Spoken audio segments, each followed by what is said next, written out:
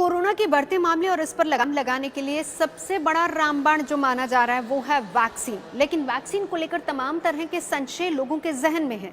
अब ऐसे में क्या किया जाए? बहुत सारे क्वेश्चंस होते हैं आपके दिमाग में।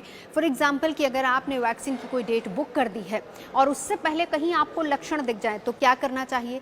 दूसरा जो सबसे बड़ा संशय मन में होता है वो ये होता है कि पहली डोज लेने के बाद अगर कोई लक्षण इस तरह के नजर आ रहे हैं तो क्या करें? तो ऐसे में एक्सपर्ट्स क्या कहते हैं वो हम आपको बताते हैं। अमेरिका के John Hopkins centre for health security के डॉक्टर्स ये मानते हैं कि अगर फर्ज कीजिए आपने कोरोना वैक्सीन लगवाने के लिए कोई डेट ले ली है, लेकिन उससे पहले अगर आपको उस तरह के कोई लक्षण मिलते हैं तो सबसे पहला काम ये किया जाए कि तुरंत से अपनी डेट को पोस्टपोन कर दिया जाए, यानी लक्षणों के साथ आप वैक्सीनेशन के लिए नहीं जाएं। इसका सबसे बड़ा कारण ये है कि अगर आप में कोई भी इस तरह का लक्षण है और आप वैक्सीन लगवाने के लिए चले जाते हैं तो फिर आप दूसरों को भी संक्रमित कर सकते हैं।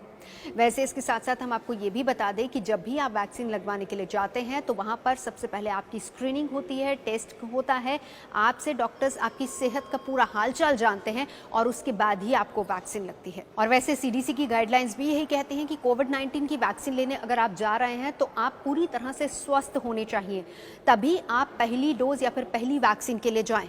लेकिन एक सवाल जो सबके मन में है वो ये है कि पहली वैक्सीन के बाद भी अगर कहीं लक्षण नजर आते हैं या फिर अगर आप संक्रमित हो जाते हैं तो क्या करें? इस पर डॉक्टर्स क्या कहते हैं सुनिए जरा। पहली डोज लेने के बाद दूसरी डोज लेने से पहले अगर आप कोरोना संक्रमित हो जाते हैं या फिर इस तरह के लक्षण आप में नजर आते हैं तो सबसे पहली बार डॉक्टर्स का ये मानना है कि आप अपने दूसरे इंजेक्शन को कम से कम 3 से 4 हफ्ते के लिए पोस्टपोन कर दें और जब पूरी तरह से स्वस्थ हो तभी सेकेंड डोज के लिए जाएं। इसके अलावा आपको तुरंत अपने डॉक्टर से जरूर संपर्क करना चाहिए क्योंकि डॉक्टरी सलाह ऐसे में बहुत जरूरी हो जाती है।